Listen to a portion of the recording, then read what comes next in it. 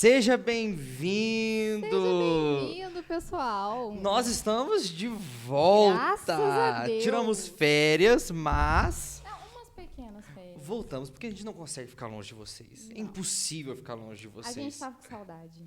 Nós postamos essa semana, padre. Já tô falando com ele sem apresentar ele, que já Né? vou te apresentar daqui a pouco. Tá todo Combinado. mundo vendo ele Mas já. a gente postou a semana, adivinha o que tá voltando? Mas foi uma enxurrada de podcast, Não deu, pelo amor de Deus! Não teve nem graça, porque a gente postou assim, gente, adivinha o que a gente tá aprontando, né? O Desperta Cash. Eu falei, ai, credo, gente. Todo mundo, acabou com a nossa graça, não teve... Não, e eu ainda ofereci piques de R$5 ainda, eu fali essa semana, porque eu falei R$5 pra quem acertar, mas foi uma enxurrada de gente, assim, Assim ó. não dá nem pra te Falando, defender, cara. fazer o quê? Agora já foi. Agora já era, tem que pagar a Agora promessa. não teve Assim jeito. não dá pra te defender. Mas nós estamos começando mais uma temporada desse podcast Graças sensacional. O melhor podcast católico desse Brasil, grande afora. E é com muita alegria que nós estamos de volta. E começando bem. Sim. Bem. Muito bem. Depois de muito tempo requisitado.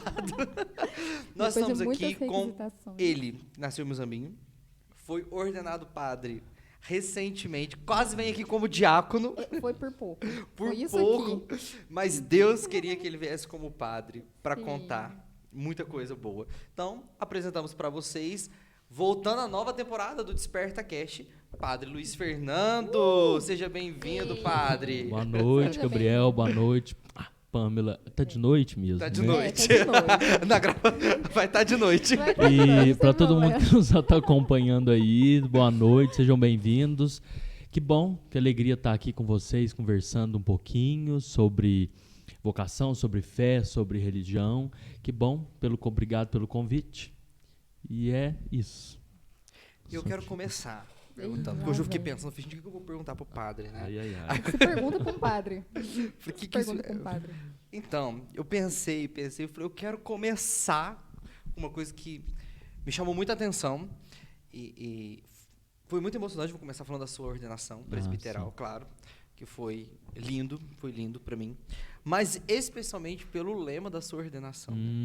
Serás profeta do Altíssimo, ó menino. Eu não tinha me atentado. Aí um dia me falaram lá na secretaria da paróquia, eu olhei e falei, gente, é mesmo?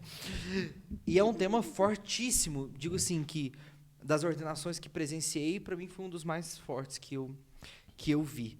Né? Porque o profeta, ele não é levantado à toa. Né? Uhum. Deus não levanta um profeta assim, quero levantar um profeta. Não. O profeta, ele é levantado para um tempo, para uma situação específica, para algo específico, para uma necessidade específica daquele tempo. Então, Deus levanta alguém, Deus levanta um profeta para que anuncie e denuncie, como disse o Dom Lanza na homilia da sua ordenação, né, para aquele momento.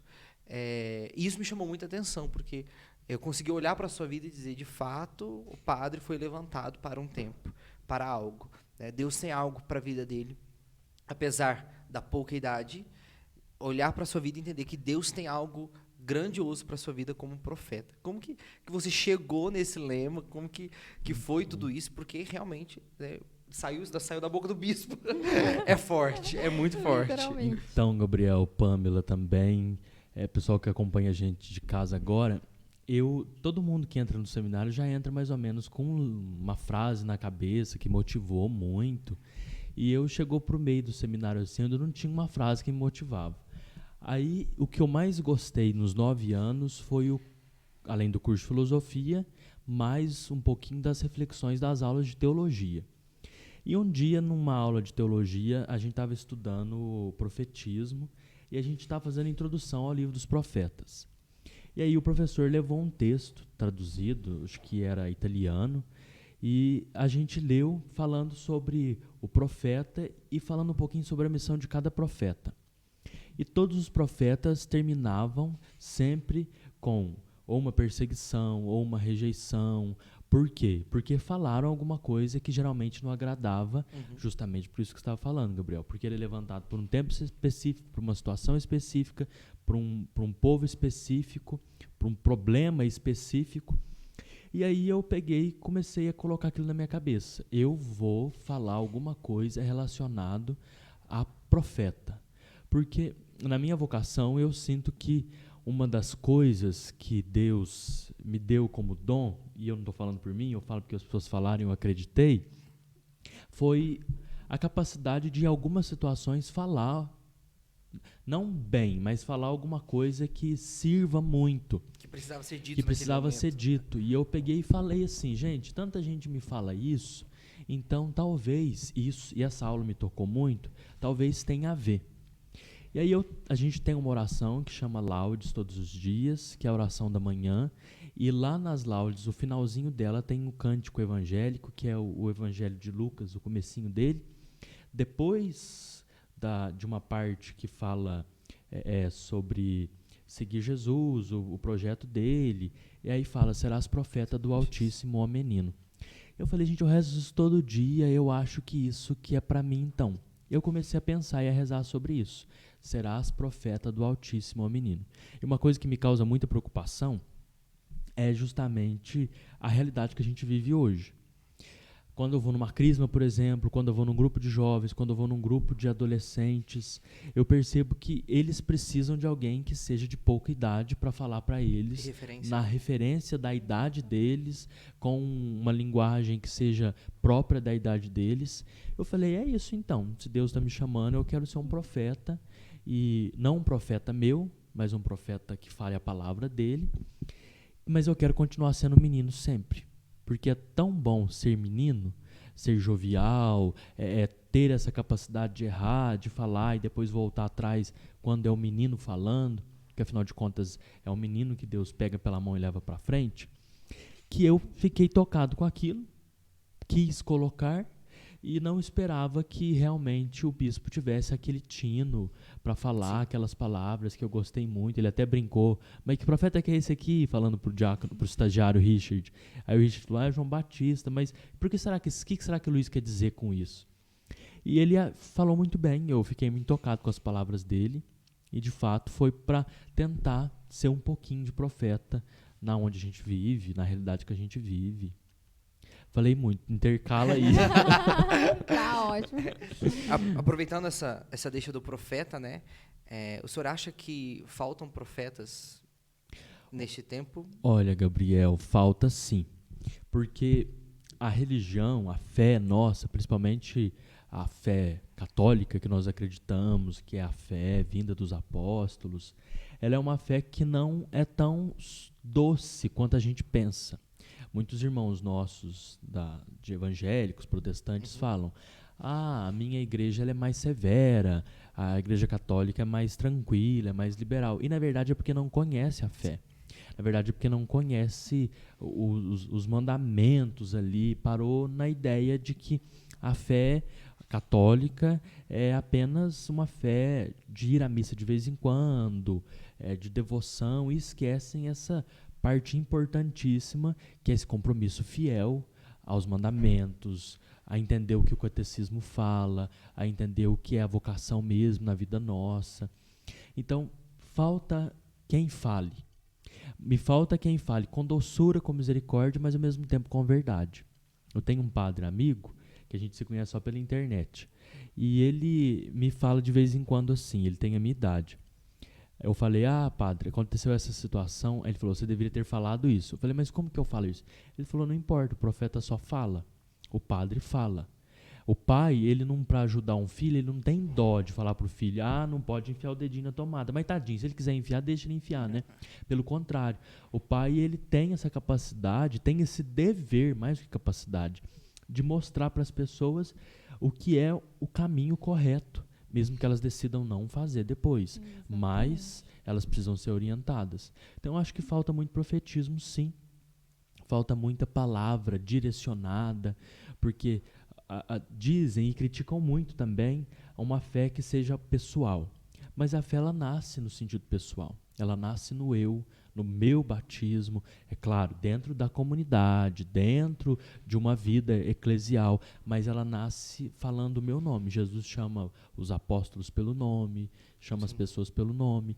Então, falta um profeta que tenta aproximar disso, com sabedoria, com discernimento. Não que eu tenha todo esse discernimento, mas a gente está aberto pedindo para Deus esse discernimento. Faltam profetas. Sim. Na sua ordenação eu saí incomodado com isso, né? Porque o bispo falou tanto, mas ele foi tão, assim, inciso com o que ele disse. Eu achei que Eu falei, gente, parece que eu nunca vi uma homilia desse É, jeito, realmente. dessa forma, como foi hoje, né? E eu saí com este incômodo, né? Dizendo, às vezes nós temos medo de assumir o nosso profetismo, né? De sermos de fato profeta, deixarmos ser conduzido por Deus e levantado, porque nós temos medo, né? Sim. Nós estamos num mundo do cancelamento, do hater, da exclusão, né? Se você não diz o que eu quero ouvir, não me serve. Não me serve. Né? E eu saí com este incômodo, porque às vezes o que as pessoas precisam é ouvir aquilo que elas não querem ouvir. Mas que não é um incômodo negativo, é um Não. incômodo de crescimento. E é engraçado porque quando a gente tem a coragem de falar o que precisa ser dito, as pessoas na hora elas podem se sentir incomodadas porque dói em alguma parte, né? Mas depois, quando elas param um pouco para pensar sobre o assunto, elas se sentem gratas. Porque é a mesma coisa de alguém se encontrar numa situação ruim e ela não conseguir enxergar isso. Mas depois que alguém fala, a cabeça dela, a mente dela, o espírito dela vai chamar atenção para aquilo e ela vai conseguir trilhar um novo caminho. Mas uma das coisas também, Gabriel, Pamela, que a gente precisa pensar com o profetismo e que é difícil, é discernir qual que é a palavra realmente profética. Porque senão também a gente fala assim, eu agora quero falar em nome de Deus, eu estudei a Bíblia, eu sei que essa é a doutrina, esse é o catecismo, eu vou falar. Mas talvez o profetismo não seja tão óbvio assim. Então, a gente tem que rezar muito, pedir muito para Deus, dar o discernimento, para que a palavra seja Ele. Sim. Quando Samuel estava lendo no retiro antes da ordenação, foi chamado. Deus o chama, Samuel, Samuel. Aí ele pensa que é quem? Que é o sacerdote do templo. Ele vai e fala. Então, na terceira vez que ele vai entender que era Deus que estava falando, o que Deus estava falando, porque alguém ajudou ele a entender. E a mesma coisa com quem quer se deixar ser profeta. Primeiro, é Deus que chama. Segundo, a igreja confirma. Terceiro, a palavra é Deus que fala. Mas para que Deus fale, a gente tem que deixar que Ele fale. Senão a gente fala, e a hora que Ele vai falar mesmo, e Ele a gente não deixou, né? Exatamente. Ou sai aquelas profecias baratas, né? Profecias baratas, que é essa ideia de, para não ser cancelado, para ser aceito, para ter seguidores. E na verdade não é por aí. Sim. Não é por aí. Aí começam a sair as minhas profecias, As minhas profecias. as minhas ideias, né? E realmente é perigoso mesmo. Por isso que é muito importante nós estarmos sob a luz da igreja, né? Como o senhor disse, o segundo passo, a igreja confirma. A igreja confirma. Isso é muito importante, porque se nós estamos amparados pela igreja, nós estamos trilhando um caminho seguro. Muito, muito. E eu lembro muito. Eu sou devoto e eu era muito mais antes de entrar no seminário. Hoje eu sou muito também, mas hoje eu estou dividindo espaço com a matéria de Calcutá, que era o Padre Pio, São Padre Pio. E aí, São Padre Pio tem uma questão. Ele foi perseguido pela igreja, porque alguns ficaram com medo das coisas que apareceram. Porque era um escândalo, né? Porque era diferente era demais. Era diferente. Né? Mas aí, quando ele é perseguido pela igreja, o que ele fez? Ele se rebelou, ele falou, gente, vamos cancelar a igreja, vamos sair da igreja. Pelo contrário. Não, prefiro morrer com a igreja, errar com a igreja do que acertar sozinho. E quando foram falar mal dele, para ele, de um bispo, ele bateu na pessoa. Porque ele falou, não fale mal do bispo, não fale mal de alguém que é representante dos apóstolos aqui. É o guia da igreja, ele é iluminado pelo Espírito Santo. Então a igreja confirma. E a gente não entende, tem coisas, tem horas. Sim.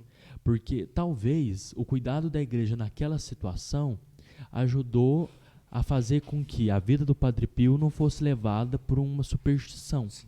Hoje a gente entende. Na época, Não não entenderam. Então, hoje é a mesma coisa. Dom Lanza falou isso antes de terminar a missa lá. Eu falei que a vocação, ela é um chamado, ele falou. Mas depois não é só um chamado. A vocação também é confirmada. Então essa mesma confirmação vem para a igreja. Então a gente tem que tomar cuidado e ao mesmo tempo estar sempre ouvindo a igreja.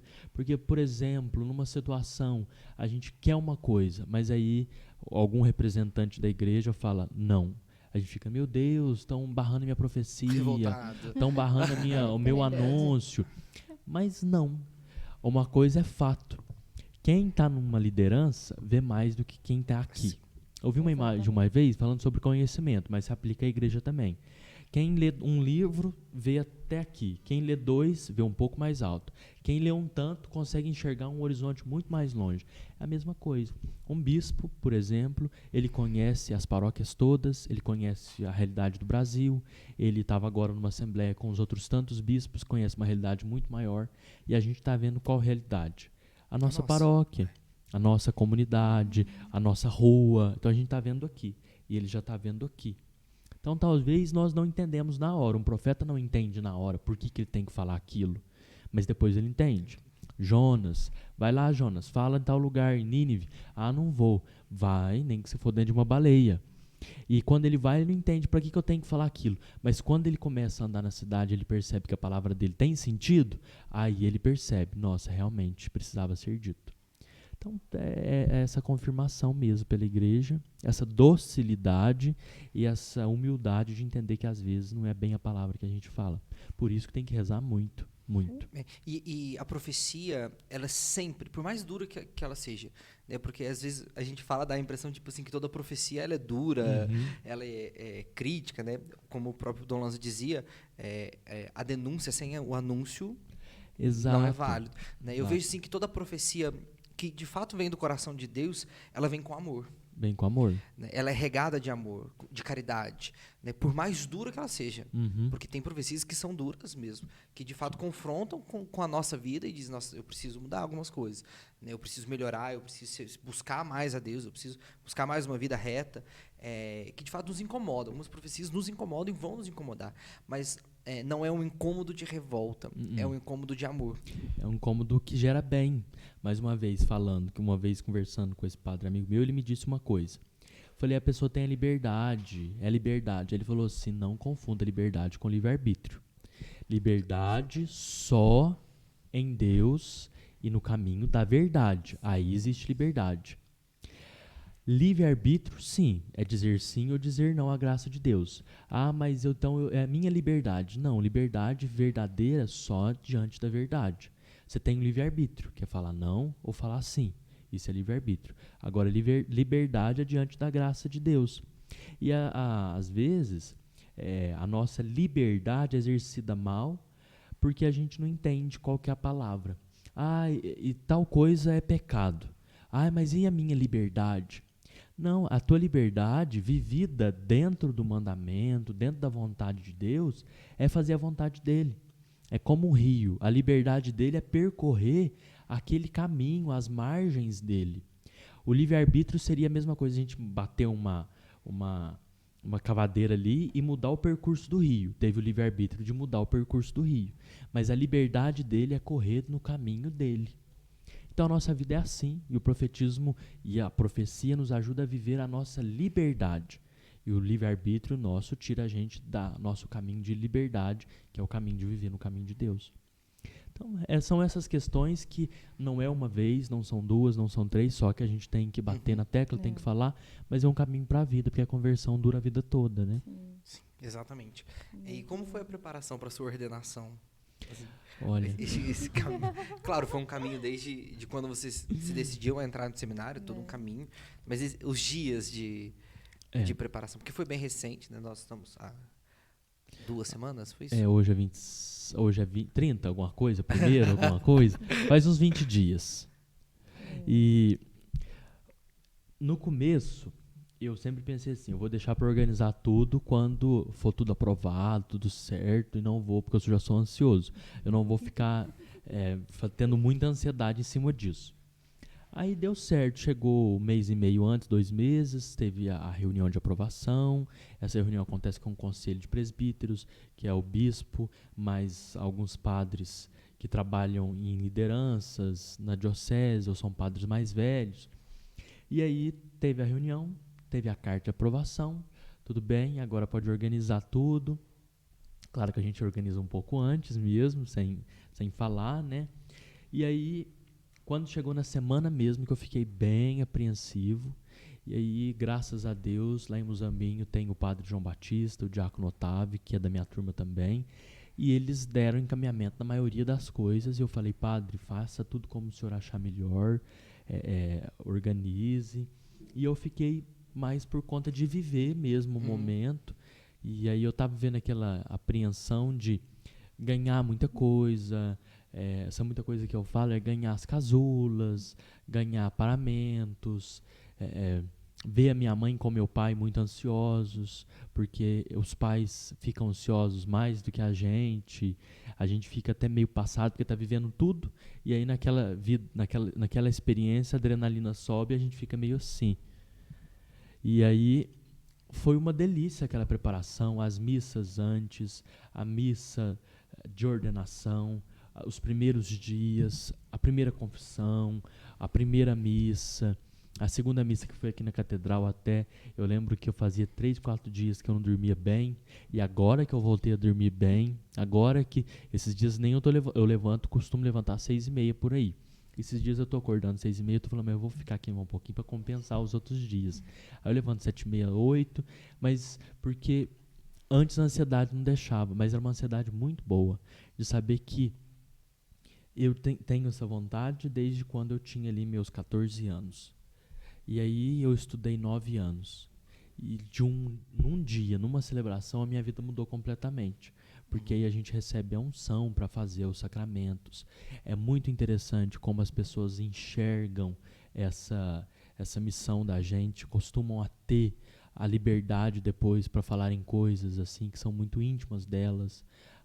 Você ter a capacidade de ajudar a pessoa a viver um processo de perdão, você consagrar na tua mão o corpo e o sangue de Jesus, e você olhar para aquilo não, para Ele, e falar, gente, é aquele que eu adoro quando eu estou na capela, e agora ele está nas minhas mãos. Então, antes e depois é um processo muito gostoso, muito bonito, que eu acredito que a Pâmela deve ter vivido uma coisa um pouquinho parecida, que é o casamento, né, Pâmela? Um pouquinho. Mas é essa ansiedade de saber que a partir da manhã eu não sou só Luiz Fernando, eu sou padre Luiz Fernando, como a Pâmela não é só Pâmela, é a Pâmela do esposo dela e o esposo que é dela também. Então faz parte da vida do ser humano, quem se consagra numa vocação, quem casa. Então é uma coisa muito bonita, muito apreensiva, deixa a gente muito feliz e ao mesmo tempo muito ansioso. O senhor disse que teve esse despertar para a vocação com 14 anos, né? Foi novo. Foi novo. Bem novo. Né? Bastante novo. Bastante assim, até. novo. E eu vejo a igreja não divulgando e não promovendo, mas a igreja com esse intuito de rezar pelas vocações, para que Deus suscite novas vocações, né? Como igreja hoje, como um representante da igreja, né? Como um representante do clero, como a igreja vê essa questão da vocação, de rezar por levantar de novas vocações, né? Como o senhor disse, o senhor foi levantado com 14 anos, suscitado com 14. Eu acredito sim que Deus não parou de chamar. Não. Né? Deus não parou de chamar. E Ele não vai parar de chamar. Deus está sempre chamando novas pessoas, mas hoje há uma resistência maior, eu vejo assim, a responder a um chamado do que antes as pessoas tinham, né?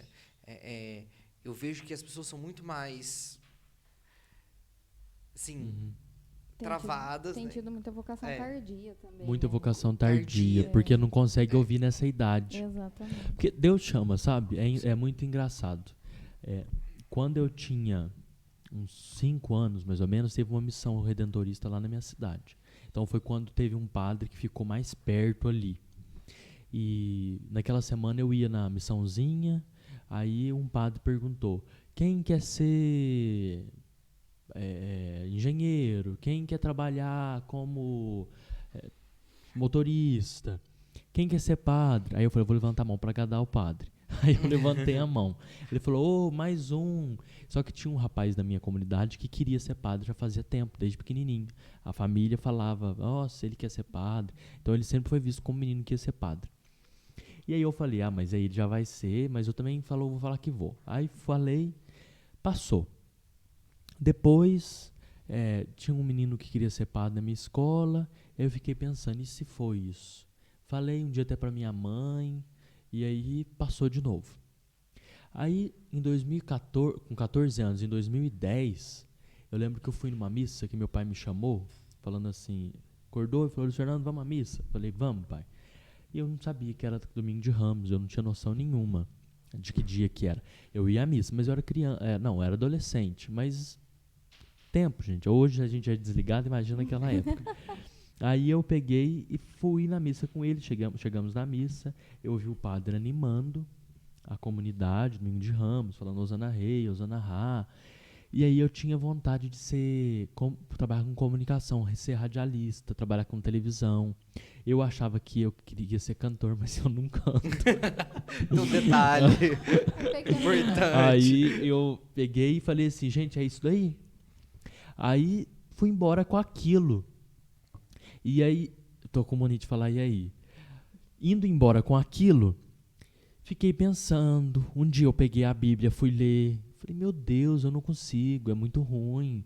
É porque eu abri na primeira página, né? E já comecei lá. Eu não entendo nada que está dizendo. Genealogia. A pessoa que não que já não tem muita instrução, fiz catequese, fui fazer crisma no ano seguinte. Minha mãe era catequista, meu pai com a minha mãe eram muito de igreja. Mas se a gente não é instruído depois, a gente não consegue. Falei, meu Deus, não é isso não. E aí aconteceu algumas coisas lá na minha família. Minha avó precisava de companhia, tinha um primo que eu morava com ela. Eu comecei a ficar muito na casa dela. Um dia eu briguei com meu pai e com a minha mãe, ido embora lá da casa dos meus pais para dormir com a minha avó. É tudo muito normal, né? Deus chama na realidade da gente. Eu peguei e falei pro meu irmão com raiva. Também eu vou embora daqui, eu vou ser padre mesmo. Aí ele falou assim, você vai? Eu falei, vou. Eu tava pensando, só que eu não tinha falado ainda. Ele contou pro meu pai e pra minha mãe. Aí um dia meu pai e minha mãe falou assim, é verdade? Eu falei assim, eu tô pensando. E aí foi. Comecei a fazer acompanhamento vocacional, conversei com o padre da minha paróquia, falei aqui com o padre Alexandre, que era o coordenador vocacional na época, o padre Alexandre que trabalha na catedral. Comecei a ser acompanhado. E foi um caminho muito bom. E na época nós tínhamos ali uns 50 jovens, umas 50 pessoas que estavam sendo acompanhadas. Entraram 10, no primeiro mês saiu 1, depois de 7 anos permaneceram 3 e ordenaram 3. Vão ser ordenados ainda, vai ser ordenado mais um ainda. O Hilton foi ordenado dia 29. Com isso, hoje, depois de ter passado 10 anos, olhando para a vocação, como você perguntou, como você falou, a gente percebe que realmente diminuíram as pessoas, Deus não parou de chamar, mas diminuíram as pessoas que respondem sim. Por quê? Porque tem muitos estímulos na sociedade hoje. É a mesma coisa de uma pessoa parar um pouquinho para pensar a vida dela, ela perceber que ela tem vontade de fazer isso, mas qual estímulo está chamando na hora ali é o que está gritando mais alto. O que grita mais alto hoje? Deus não fala alto? Fala, só que Deus é sutil. E essa sutilidade de Deus a gente só percebe quando a gente se deixa ser tocado pelas coisas e ouvir Deus falar. Porque ele fala, como eu falei de Samuel há algum tempo atrás, ele falou com Samuel à noite, uma vez. Samuel entendeu e escutou? Ele escutou, mas não entendeu. Talvez ele fale na vida dos jovens hoje, mas eles entendem? Talvez não. E eles vão pedir uma orientação, aí pede para uma pessoa que não tem essa fé. Vê o pai, vê a mãe, vê as pessoas da comunidade, não consegue encontrar alguém que fale assim. Talvez seja Deus, já joga para outra coisa.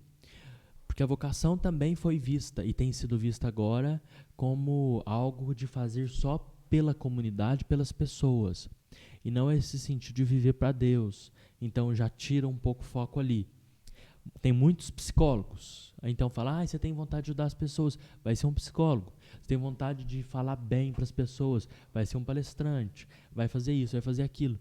Então até a pessoa discernir que realmente é uma vocação para ser padre, que é muito específica, ela se perdeu um pouco no caminho. Exatamente. Então, esse é o 3º ano vocacional, a igreja tem falado muito sobre isso, tem rezado muito sobre isso, para perceber que Deus continua chamando e que as pessoas têm que rezar. E rezar pelas vocações é falar mais, é rezar ali na intimidade dela, mas é fazer essa propaganda também, para que o jovem perceba, nossa, tem isso. Será? Será? É essa palavra que motiva. E no Será? mundo que a gente vive hoje, não é nem só as vocações religiosas, né? A vocação para o matrimônio também. Você vê o pessoal não querendo Exatamente. casar, mas formar família. Você é casada, você casada nova, não vou perguntar a idade porque é feio. Eu sou mais velha que você. Nossa, Só é dizer, mais ou mesmo. menos.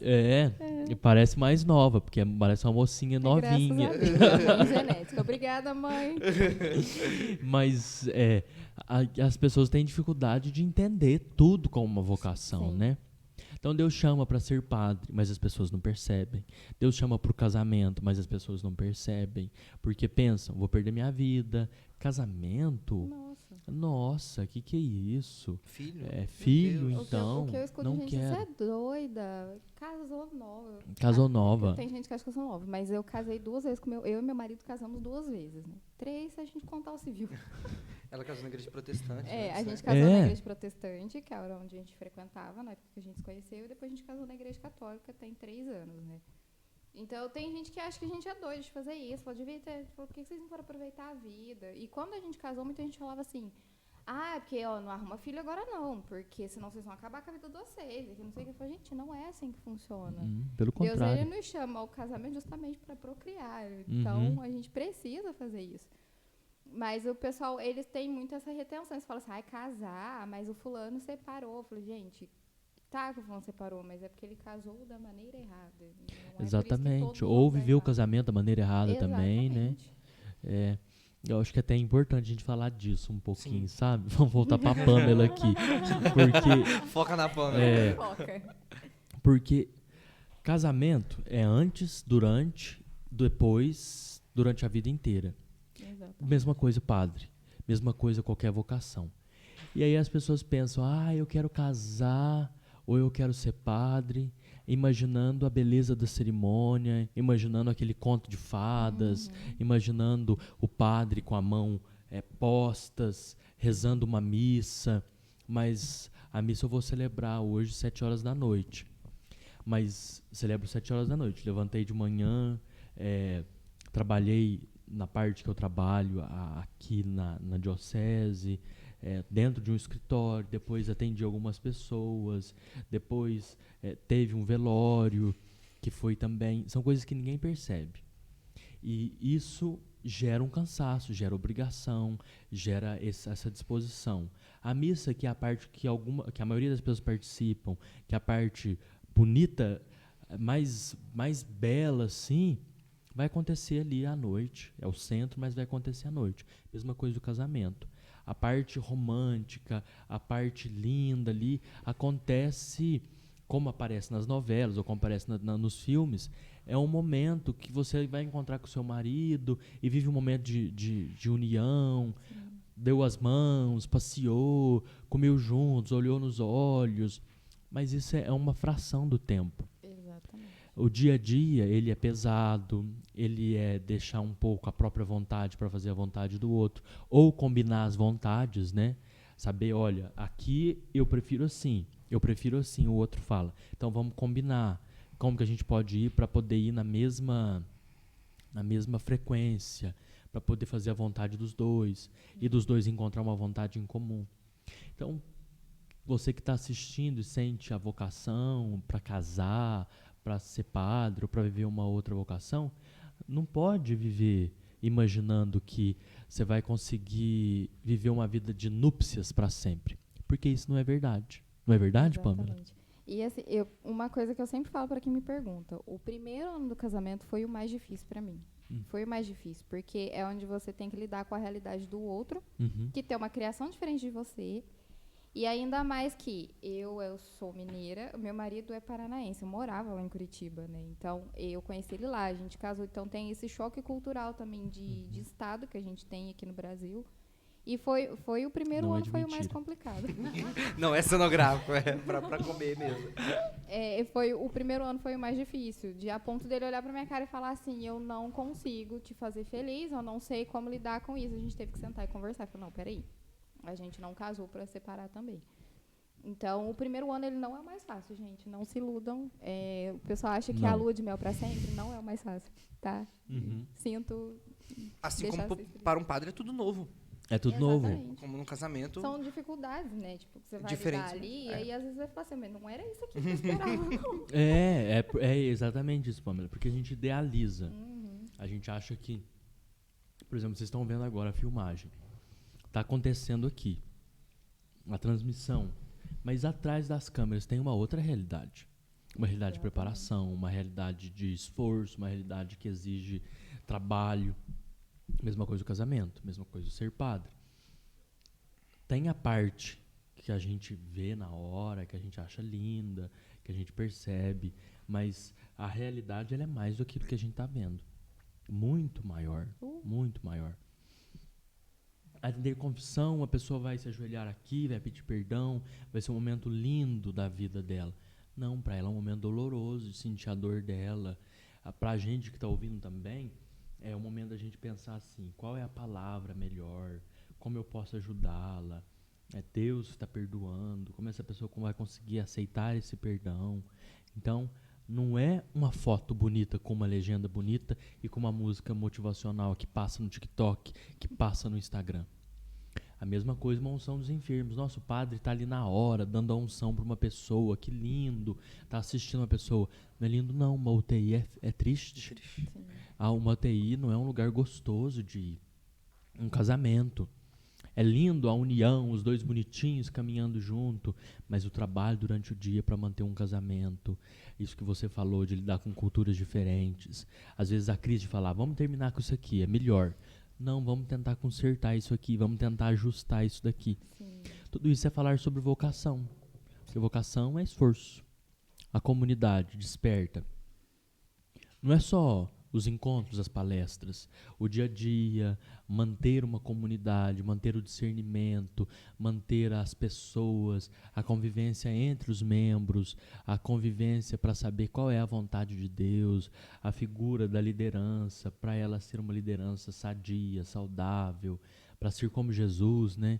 Uma liderança que junta, que acolhe, mas ao mesmo tempo não junta na pessoa dela, mas é o próprio Jesus que está sendo ali, mas Jesus...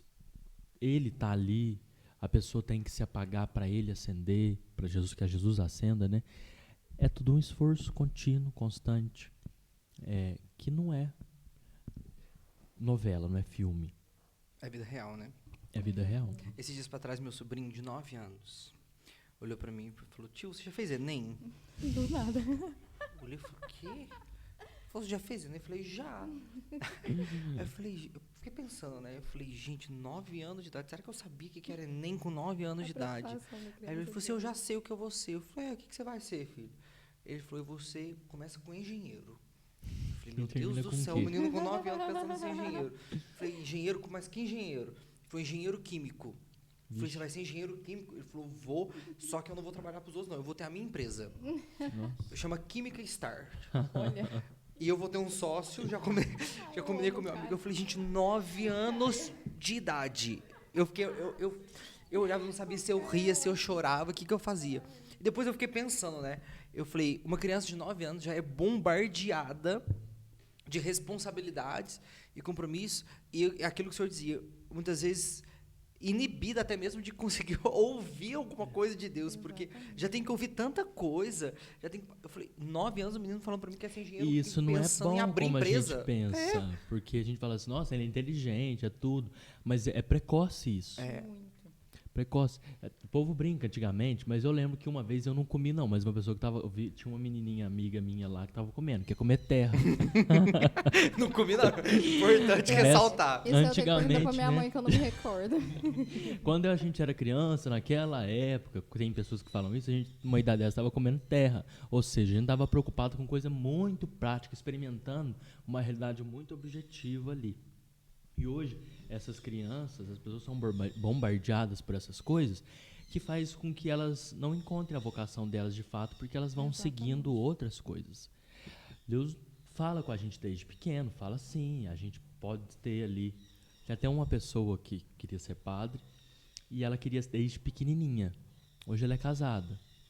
E esse rapaz, que hoje é casado, desde pequenininho queria ser padre. Quer dizer, então, que desde pequeno eu queria que vai ser? Não, porque o caminho é um rio, não é reto. O rio faz as curvas dele. Então, a vocação da gente talvez está lá na frente que a gente encontra. Talvez ele precisou passar por essa vida de seminário para poder ser um bom pai, ter uma vida de fé específica. Mas não pode ser tudo tão precoce assim, né? Então, tem que saber ouvir e ter paciência e saber recomeçar também. Porque talvez eu queria ser, quando pequeno, comunicador, cantor, mas por que Deus não estava me chamando dessa forma naquela época para que eu me preparasse de alguma forma para tentar querer ser alguma coisa que tenha a ver com comunicar com pessoas para desaguar em ser padre? E que tipo de padre? Aonde? Trabalhando com o quê? Porque ser padre não é só ser padre numa paróquia. Tem um padre que dá aula, tem um padre que trabalha com comunicação, tem um padre que é o confessor apenas, fica trabalhando sempre com isso. Tem o padre que vai sempre ser um vigário, porque ele vai lidar mais com o trabalho nas comunidades rurais, e ele vai precisar ter um outro padre que fique à frente da questão administrativa, né? Organizacional da paróquia. Então, Deus chama... E às vezes mostra, como está mostrando o teu sobrinho ser um engenheiro químico, mas talvez a engenharia química dele vai mudar um pouquinho de ramo. Sim. Pode ser que altere um pouquinho. Igual o senhor dizia, né? De uma pessoa que passou pelo seminário e hoje constitui uma família. Nós precisamos, talvez, romper um pouco com o medo também da frustração. Porque as pessoas pensam assim, aí se eu entrar no seminário e não for, se não for, você vai entender, que não foi, né? Mas você precisa tentar. Você precisa tentar, né? Esse medo de, meu Deus, eu não vou ser feliz, né? Nossa, e se eu for padre, eu não vou assumir, eu não vou ser feliz. Deus não é esse castigador. Não. Você não fez o que eu quis, vai sofrer pro resto da vida agora. E vocês sabem, vocês que nos assistem, vocês também aqui, o que às vezes atrapalha o discernimento de uma vocação de uma pessoa que entrou no seminário e percebeu que não é ser padre? A vergonha de voltar para a comunidade não entender isso. Porque uma coisa é fato, viu, gente? Seminário não é sinônimo de ser padre. Ah, fulano foi pro seminário. Ah, ele vai ser padre. Ah, ele já é o padrinho aqui da comunidade. Ele já é o nosso padre. Não faça isso que você atrapalha a pessoa a discernir a vocação dela. Seminário é para discernimento vocacional. É vocacional, né? Exatamente. É vocacional. Contanto que é o tempo que demora, né? Até São 9 anos desse tempo e o tempo inteiro falando. Os 9 anos são um tempo com preparação e discernimento da própria vocação. Quem é o padre? O que o padre faz? Quem é o pai? O que o pai faz? Quem é o cristão na sociedade? Quem é o cristão leigo na sociedade? Para mostrar que você não é obrigado a ser padre. Deus, às vezes, te colocou aqui não para ser padre, mas para trilhar um caminho que vai te ajudar a ser um bom cristão na sociedade. Então, o seminário não é sinônimo de ser padre. As pessoas que estão ali, 10 entraram da minha turma, 3 viraram padres. Quer dizer que 7 se perderam? Não. 7 discerniram a vocação. E às vezes a pessoa não consegue discernir sozinha. Por isso a igreja, através dali do conselho de formação, fala para ela: olha, talvez seja um tempo de você ir para casa e pensar um pouco. Ai, não me aceitaram, não me quiseram, fui expulso. Não é expulsão. É ajudar ao discernimento. Para a pessoa perceber que, nossa, naquela hora eu estava fixada com essa ideia, hoje eu percebo que eu sou feliz com minha família, ou se não com minha família numa vida consagrada específica, ou se não numa vida consagrada, numa vida solteira específica, vivendo tal trabalho para a sociedade. Ministerial, né? Então, uma pessoa é ótima lá no seminário para defender causas. Ela acha que ela tem que ser padre. Mas não, talvez ela vai ser uma melhor pessoa sendo um advogado, e aí ela pode ser um advogado que trabalhe com causas sociais. Gente, foi melhor do que um padre, porque talvez como padre ela não teria tempo para trabalhar com essas causas que ela gostava, que ela amava. Então é esse discernimento que no seminário acontece. E que é importante, e que deve acontecer. E que deve acontecer. E que não é motivo de frustração ou de medo. Não. Né? Machucar, doer é bom. Porque a gente aprende com o machucado, a gente aprende com a frustração, a gente aprende com a situação. Eu casei e não era isso que eu queria. Tá, mas aí eu vou fazer o quê? Eu vou chorar aqui? Eu vou casar de novo para ver que não é de novo como eu queria, como eu imaginava? Pelo contrário. Eu vi que não é o que eu imaginava, eu vi que não era exatamente o que eu queria, então eu vou ver o que é a realidade. Eu machuquei a minha mão, tomando um choque, ou colocando a mão num lugar que não devia, queimou. Então eu vou aprender que eu não posso queimar a mão, então não vou colocar a mão naquele lugar. A frustração, ela é causa de ensinamento. Ah, mas as pessoas hoje não querem sofrer, não querem se frustrar. Não pode ter frustração. Haja vontade de, às vezes, pegar uma criança pela mão e falar para ela, olha, teu pai não te mostrou isso, mas você tem que aprender. Pai e mãe, deixem os filhos se frustrar. Deixem os filhos perceber que eles erram. Bater a cabeça, né? Deixa bater a cabeça. Ah, tadinho dele. Quando eu era pequeno, meu pai não me ajudou e eu cresci com isso. Eu não quero que meu filho passe por isso. Aí fica adulto, sem capacidade de perceber o que é certo e o que é errado, sem capacidade de lidar com a frustração. O primeiro patrão dele vai falar para ele, você errou nessa demanda, você vai fazer de novo, você colocou o dito errado, a pessoa fica, mas como ele fala assim comigo? Hoje em dia tudo faz o quê? Processa. Vou processar ele.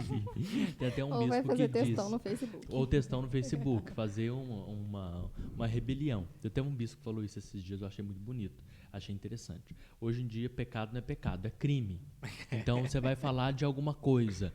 Ai, você fez isso é errado, isso é pecado. Vou te processar. A mesma coisa na educação, na frustração. As pessoas não conseguem lidar mais com o não. E o não faz parte. Faz muita parte. São José queria ter uma família, com certeza. Queria casar com Maria de um jeito. Coisa, né? Sonhou uma coisa.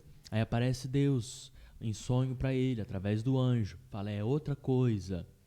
Será que ele aceitou assim? Yes. Graças a Deus, aconteceu. Não, a gente não pode idealizar. Ele aceitou, obediente à vontade de Deus, mas com certeza deve ter falado. Não era bem isso. Não era por aí. Mas depois ele viveu a felicidade de saber que a vocação era muito mais profunda do que ele imaginava. A mesma coisa com as outras pessoas. Madre Teresa de Calcutá foi uma mulher que viveu uma vocação dentro de um convento, depois saiu, trabalhou com as pessoas de rua, os pobres, os famintos. E em momentos da vida dela, hoje a gente sabe pelas cartas dela que ela viveu uma profunda noite escura da alma, né? Ela rezava, mas não sentia nada. E deve ter perguntado, ela se perguntou, por que tudo isso? Para que isso? Será que foi só mil maravilhas? Ela enfrentou a frustração também. E a gente passa por isso. Faz parte da vida, faz parte da realização humana. E é bom que seja assim. Sim. E a comunicação? Porque hoje o padre trabalha com a comunicação da diocese, né? E eu falei assim, quando o senhor disse e contou, não foi aqui, foi alguma outra vez que eu ouvi o senhor falando, né, que desde pequeno que queria ser comunicador e tudo. E eu falei, de fato, o Espírito soprou ali e falou, é ele, preciso que ele faça isso. Foi um convite da diocese ou o senhor já estava dialogando, dizendo do seu interesse, tudo? É tudo sinal mesmo de Deus. O Padre Alexandre falou isso para minha mãe quando eu tinha 16 anos. Eu falei, como que ele percebeu isso, né? E eu recebi no seminário a gente tinha as brincadeiras, antes de entrar. Aí eu recebi uma faixa de Mister Garganta de Ouro. Falei, gente, eu acho que a minha voz era uma voz de taquara rachada, como é que é a voz Garganta de Ouro? E aí foi. E nunca mais pensei nisso, não. Depois de 3 anos do seminário, o padre Sérgio Bernardes, que foi o assessor de comunicação por um tempo, ele trabalhou aqui em Guaxupé também. Ele me falou lá no seminário uma vez, você podia ajudar nisso, você leva jeito. Ele era o assessor, e aí eu peguei e falei assim, tá. E aí comecei a escrever textos, trabalhar com o site da diocese, isso em 2016. E fiquei, desde então, eu ia falar porque até 2022. Parei por 6 meses. E esse trabalho era um trabalho sempre de ajuda, saiu o Padre Sérgio, entrou o Padre Rovilson, que também foi assessor de comunicação por um tempo. Eu ajudava também nessa parte do site, Facebook, Instagram, sempre ajudando ali. Terminando isso, o Richard um dia me fala. Richard é o que trabalha comigo, Sim. São 2 assessores. Sou eu, o Padre Luiz Fernando, é o Richard que é estagiário, vai ordenar diácono em breve, e ele trabalhava com comunicação também, desde quando ele estava na Toca de Assis, porque ele foi religioso. E ele falou, o bispo esteve aqui e falou que precisa de alguém que trabalhe com comunicação para fazer isso. E ele falou, eu vou pedir para você, não conte para o Luiz Fernando, e eu vou pedir para ele também. E aí ele chegou e falou, na verdade ele mandou uma mensagem no celular. Falou, Luiz Fernando, estava pensando isso, você já vai ordenar diácono, a gente precisa pensar, mas eu queria uma coisa que fosse uma coisa mais ampla. Eu queria que vocês tivessem tempo dedicado para isso, ficassem com isso e trabalhassem ligado diretamente com isso. Falei, sim, senhor, se o senhor percebe isso, eu estou aqui à disposição. A gente fez um projeto, esse projeto veio e o estúdio aqui bonitinho, a gente estava conversando isso até antes, né? Iluminação, nós aqui, tudo isso custa muito caro. Sim. E aí começamos a fazer um projeto, fizemos um investimento, eu ordenei diácono, fiquei mais 2 meses, 3 meses em Nova Resende, onde eu estava antes, um lugar que eu gosto muito, vim para Guaxupé, o Richard saiu do seminário em Pouso Alegre, veio para Guaxupé, onde vai morar essas 2 pessoas? Que eles têm que morar em algum lugar, comer alguma coisa, vai trabalhar aonde? Importante. Aí, importante, né? Não ir morar na rua. Aí o Dom Lanza convidou. O Richard voltando pra toca, né? Morando na rua. E arrastando o senhor junto. Falei, não, essa não é minha vocação. Aí o Dom Lanza, vocês aceitam morar comigo ali, porque morando ali comigo, vocês estão perto da Cúria, o trabalho de vocês é na Cúria, mas não é bom ficar sem uma comunidade. Vou conversar com o Padre Alexandre para que você possa exercer seu ministério diaconal lá, depois o ministério de padre lá também. E você ajuda ele, porque ele também tem um serviço diocesano, ele é coordenador de pastoral. Aí eu falei, tudo bem, Dom Lanza, faça o que o senhor achar melhor. E aí veio. Hoje a gente trabalha, eu com o Richard, praticamente o Richard quase que em tempo integral, eu 3, 4 dias na semana integralmente para isso. E tem um trabalho grande, para vocês terem uma ideia, que às vezes as pessoas não sabem direito. Nós trabalhamos com a TV Poços, TV Passos, TV Sudoeste em São Sebastião do Paraíso, TV Alfenas. Nós trabalhamos com, acho que 15 rádios aqui na região, no sul de Minas e Leste Paulista. Tem programas programas do Dom Lanza que vão para todas essas rádios. Então, para que esses programas cheguem na televisão, para que esses programas cheguem na rádio, a gente tem um estúdio que faz as gravações. As gravações não acontecem assim. Tem que preparar o material das gravações. O texto, né? O texto tem que preparar, tem que ver o que vai acontecer no dia, tem que ver o cenário que vai estar ali, tem que prever. Aí, depois que a gente viu tudo isso, nós estamos iniciando o mês de maio. Mas o mês de maio foi pensado no final do mês de março. E o final do mês de março a gente pensou no mês de janeiro, porque de janeiro já estava tudo estipulado para o mês de fevereiro. E o de março estava pensando ali. Então é sempre 2 meses de antecedência. E não envolve só o bispo. Envolve a rádio, envolve a TV, envolve uma edição. Padre. Envolve o bispo também, envolve a edição. Fazer uma edição demora um tempo. Não é legal, é chato, é custoso. E tem isso. Mas aí vai fazer algum evento, fica em tanto, tem esse dinheiro. Aí a gente pensou, a gente não pode ficar deixando de fazer as coisas por não ter dinheiro ou por ter que investir muito. Aí vamos fazer o seguinte, vamos pensar na ideia de ter apoiadores. Aí começamos a fazer captação de recursos. Mas aí para trabalhar com isso, a gente tem que montar um Media Kit. Esse Media Kit tem que pensar como trabalhar com essa questão de marketing. Tem que ir atrás das pessoas. Então, gera tempo. Mas eu não sei trabalhar com isso. Mas então a equipe tem que crescer. Vamos fazer crescer a equipe. Vamos colocar uma pessoa de TI, porque tem o site, mandam direto as coisas, tem que atualizar, tem que publicar. Eu não sei mexer com TI. Pede para uma pessoa de TI, que entrou junto. É o Gilvan que tá? Gilvan, lá de Conceição Aparecida. Precisa de alguém que trabalhe com marketing e que fique à frente também dessas coisas de montar as coisas. Arte, de montar previsão das coisas, de fazer anúncios. Aí, como que a gente faz? Aí achou alguém que trabalha nessa área, que chama Fernanda. Mas só a Fernanda não dá conta. Precisa de uma outra pessoa que também trabalhe com redes sociais, que trabalhe com e-mail, porque nós também temos newsletter. E aí, quem que vai fazer isso? A gente pensou numa outra pessoa. Essa pessoa chama Jean, está trabalhando com isso. Mas tudo isso tem que ser articulado. Como que a gente vai articular isso? Aí tem que ser uma pessoa que já trabalha na diocese, porque ela está dentro de tudo. Aí pensamos, vamos chamar a secretária de pastoral. Chama a Lázara, que vem para isso. Aí nós pensamos, agora tem que pensar alguém que acompanhe as pastorais da comunicação. São 87 paróquias, ao menos 80 paróquias têm a pastoral da comunicação. Quem que forma, ajuda, dá uma orientação, é a Central Diocesana de Comunicação. Então vamos pensar numa pessoa para isso. Aí tem o Lucas que trabalha com isso. O Lucas é lá de Poços de Caldas. Depois... Inclusive o Lucas me deu um susto esses dias pra trás. Por quê? Eu encontrei com ele em Botelhos, mas eu não lembrava que era ele, né? Ele trabalha em tudo quanto é lugar. Menino Ele trabalha... do céu. Eu te conheço. Eu falei, Jesus amado.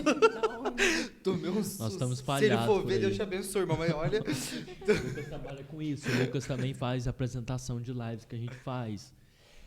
Aí pensou mais uma pessoa. A gente precisa de formação. Mas a formação... você vou dar a formação. Mas não, tem alguém que pensar nessa formação. Tem a Letícia lá de Alfenas, que trabalha com isso. Deus queira que eu não esqueci ninguém. Porque são bastante pessoas. Esqueça, desculpa, gente. Desculpa. Fica tranquilo. E aí, tudo isso sai dessa Central Diocesana de Comunicação. Também quem ajuda os padres a pensar nisso, a organizar, a criar, também é nessa Central Diocesana de Comunicação. Então, de uma forma geral, nós temos as pastorais da comunicação, que são essas pessoas, esses leigos que trabalham, que estão em 80 paróquias praticamente. São 87 paróquias, então o ideal nosso era atingir todas. A gente está aqui pensando neles. Para pensar neles, a gente tem que pensar numa formação. Só que a gente não consegue fazer isso sozinho. Tem uma pessoa que trabalha com isso. Agora a gente tem uma novidade. Deus quiser, vai agora sair uma escola diocesana de comunicação com um certificado profissional de comunicação. Com certeza vai chegar o convite também para as comunidades, para as pessoas que trabalham com comunicação, para que façam essa escola diocesana também. Como que a gente vai fazer? Vai vir uma agência de comunicação profissional, ou a gente está fechando com uma pessoa que trabalha lá na TV Século XXI, que é o responsável pela comunicação lá. Quem vai pagar isso? Vamos abrir um processo de captação de recursos. Entrou o Instituto Federal do Sul de Minas junto com a gente. Mas para sair uma captação são várias reuniões, são várias pessoas. Então, mais reuniões. Depois disso, as TVs, como eu falei, as rádios, como eu falei, a agenda do bispo, organizar isso, como eu falei, o contato com as paróquias, como eu falei. Tem o jornal Comunhão também, que já existe há mais de 50 anos. E esse jornal ele é mensal, tem os editores, tem os redatores. Então, é uma gama de coisas que acontece e que às vezes perguntam pra gente, você fica em Gospé para... Você que compartilha que as coisas do Facebook? Eu falei assim, não, eu nem entro no Facebook. Mas quem que é então ser o responsável? Não, eu sou responsável pela comunicação junto com o Richard. É uma equipe inteira, tem que fazer isso. Então a gente vai colocar ali, vai colocar na avisando. Não colocou ainda, calma, porque é uma equipe inteira, tem reuniões, tem programação. Então é muita coisa. Comunicação, então, é essa demanda enorme. Como foi aqui o podcast? Para que estivesse acontecendo o podcast hoje, tem quem está ali no computador, tem quem ligou a câmera, tem quem mandou mensagem para mim, né, Pamela? Conseguiu agendar um dia. Tem vocês que estão sentados aqui, que com certeza deixou outras coisas para fazer. Quem edita, quem posta. Quem edita, quem posta. Quem fica lá no YouTube depois vendo os comentários. Vendo os comentários. Quem que fica tem botando que os responder, tem que fazer os stories. Os cortes. Os cortes. E hoje em dia, como a diocese é grande, a gente percebe que tem que fazer também um serviço de marketing e de tráfego pago. Mas para que isso? Porque não chega. O Facebook e o Instagram, eles trabalham com um anúncio. Se eles veem uma empresa, exatamente, se eles veem eles que são uma empresa, se eles veem alguém que tem perfil de empresa, que tem muitos seguidores e que eles veem que precisa chegar longe e que a área de atuação é grande, eles não vão entregar o conteúdo falando assim, vamos entregar essa imagem aqui para essas pessoas. Tadinho Pelo deles, contrário, né? eles fazem assim, olha, se eles têm uma organização e assim, a gente tem que pegar dinheiro deles, senão a gente não entrega o conteúdo deles. Exatamente. Então a gente grava um jornal, por exemplo, o Jornal da Diocese. Se a gente não coloca ali, por exemplo, R$150 para aquele jornal chegue nas pessoas, ele não vai chegar. Ninguém viu aquele jornal. Não é que ninguém viu, é porque o Facebook não vai entregar se a gente não pagar ele para entregar para essas pessoas. Então é uma questão que demanda pensar, demanda estratégia, por isso essa equipe. Ontem mesmo a gente estava em uma reunião que durou umas horas sobre pauta. A gente estava pensando lá em junho. E a gente articulando o que vai acontecer, o que não vai acontecer, quanto de dinheiro que nós vamos ter naquela época. A diocese tem um investimento nisso também. Só que o investimento inicial foi muito alto, porque manter 2 pessoas tem o custo das câmeras que a gente colocou, do estúdio que a gente montou, do tempo que a gente passa dedicado a isso. Então, são 2 pessoas que ficam em tempo integral para isso. Então, é um custo grande que, para poder conseguir manter, a gente tem os nossos patrocinadores que estão junto com a gente, que a gente tem que estar sempre inovando, pensando. E tudo isso que a gente falou agora nasceu em 4 meses. Então, foi muito pouco tempo. Tinha esse trabalho antes? Tinha. O Padre Sérgio trabalhou muito, o Padre Sandro lá atrás, Padre eu sempre me foge o nome, mas o padre lá de Paraguaçu, que também foi jornalista. Os 2 padres de Paraguaçu que foram jornalistas também trabalharam com isso. Rodrigo Pape e Padre... Desculpa, esqueci o nome, não vem na minha cabeça. Que já trabalharam com isso. Então, eles fizeram muito. Muito mesmo. O Padre Rovilso trabalhou, fez muito. Só que veio a pandemia, mudou toda a trajetória da comunicação. E a inovação surge, vem. O Jornal Comunhão, ele era impresso, então ele era uma coisa, agora ele é digital, ele é outra coisa. Antes não existia o WhatsApp com tanta frequência como existe hoje. Antes não existia tantas vozes falando como existe hoje, então a gente tem que ser um diferencial, uma voz no meio de tantas outras. Então é um trabalho difícil, é um trabalho exigente, mas é um trabalho gostoso. E eu vejo que o senhor está exatamente onde deveria estar, né? A gente está aí. E óbvio, vocês verem, a gente tem que se formar, a gente tem que estudar, a gente tem que pesquisar. Eu com o Richard, às vezes, está conversando e está 10 horas da noite, como ontem estava, por exemplo, e estava lá a gente falando. Você viu que saiu essa atualização no Instagram, que agora é assim, que agora é assado?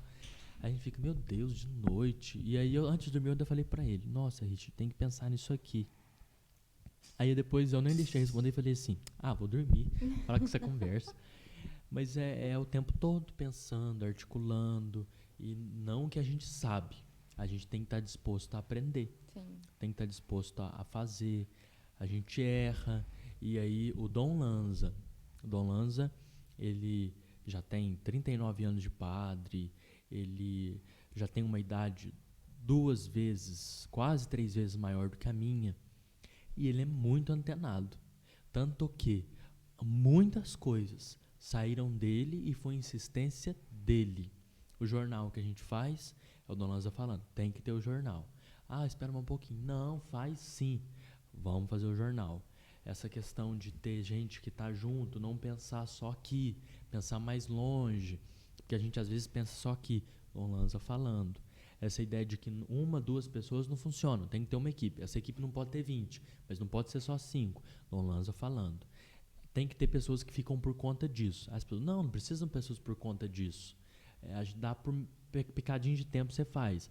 Não, Dom Lanza, não dá. Não, tem que ter uma pessoa por conta disso. É tudo ele, né? Então, a voz do pastor, a né? voz do pastor, que é um programa literalmente. dele.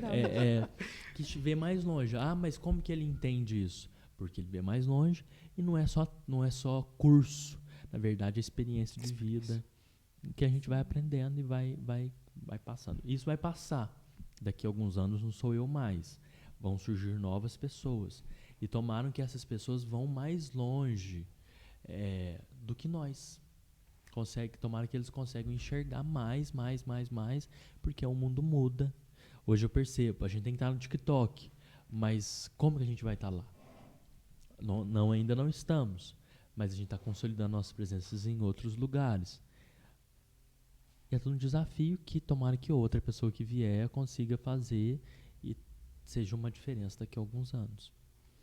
Mas eu acho que eu estou falando mais de vocês. O senhor é o convidado hoje, padre. É você que fala, a gente só fica aqui. A gente só tá aqui para ouvir. A gente apenas fica aqui. Haja paciência. E nós queríamos agradecer imensamente a presença do senhor aqui, dizer que nós ficamos muito felizes, conseguimos. Muito. Bom. Gente, bom. eu nem acredito que ele me respondeu tão rápido. Foi. Dessa vez foi mesmo. E que bom que vocês me chamaram. Obrigado pelo convite. Que essa mensagem chegue longe e que você que for assistir um pedaço ou outro consiga perceber talvez uma coisa. Deus chama as pessoas para viver em comunidade, Deus chama as pessoas para viver o casamento, como nós falamos aqui. Deus chama as pessoas para viver a vida ministerial, a vida de padre. Então, não tenha medo de responder sim para Ele, não tenha medo de dizer sim para aquilo que Deus te chama. Ele não nos tira nada, Ele nos dá tudo. A nossa vida é muito mais ampla do que a gente pensa. Não é só uma coisa que a gente faz. A gente pode fazer muito mais coisa. Todo mundo tem a sua dificuldade, tem o seu problema. Mas, se colocar na liberdade de viver como filho de Deus, com o livre-arbítrio, dizendo sim para Ele, dizendo sim para a vontade dEle, e percebendo que a vida é dura, mas vale a pena, e todo mundo pode ajudar a transformar o mundo. Todo mundo pode ajudar a fazer uma coisa muito boa. Você que é jovem, que participa do Desperta, acompanha o DespertaCast, que tem a oportunidade de tê-los de vez em quando em alguma missão ou outra que vocês fazem. Outra não, né? Nas várias que vocês estão por aí. Quando não vai um, vai a outra pessoa. Aqui em Guaxupé, não tenha medo de dizer sim à sua vocação, ao seu sim, ao seu chamado, e perceber que a igreja é enorme. Tem várias formas de responder o seu chamado, e um deles é a vocação sacerdotal. Eu tenho poucos dias de padre. Rezem para que o sim seja duradouro, porque é renovado a cada dia. E rezem, como eu vou rezar também por vocês, para que vocês também encontrem o sim de vocês e tenham a coragem de responder todos os dias, renovando esse sim. Muito obrigado. Deus abençoe muito. Quem sabe esse DespertaCast de hoje, começando a nova temporada, não desperte de fato o coração de alguém que está em dúvida, que está aí pensando, ou que nunca pensou, mas neste momento começou a pensar. Procure o seu pároco. Exatamente. O processo é esse. Procura o padre encaminha para o serviço de animação vocacional, e aí você começa a ser acompanhado. E tem um jargão que eu acho que é de uma congregação, mas que vale a pena. Conhecer não te compromete, acertar te realiza. E é justamente isso. Conhecer não te compromete, acertar sua vocação te realiza. Amém. Muito obrigado, Padre. Deus abençoe. Eu que agradeço. Obrigado, Pamela, que apresenta agora Gabriel. comigo. Vocês gostaram? Eu O Tyler falei- diminuiu. Eu falei que eu ia tomar o meu lugar aqui. Eu mandei um embora. O Tyler diminuiu de tamanho e aumentou o cabelo. Porque o resto é igual. Eu não vou te responder porque você é meu fundador. Muito obrigado você que acompanhou, que assistiu. Você sabe que nós estamos sempre juntos aqui, né? Você que acompanha também no Spotify, você que nos ouve. Deus te abençoe. Semana que vem nós estamos de volta, porque nós voltamos com mais uma temporada de DespertaCast. Cheio de novidades. Obrigado, Padre, Por mais nada, uma vez. mais uma vez, um abraço. Obrigada. Abraço para você que fica em casa. Até breve, se Deus quiser. Até. Tamo Tchau, junto. gente.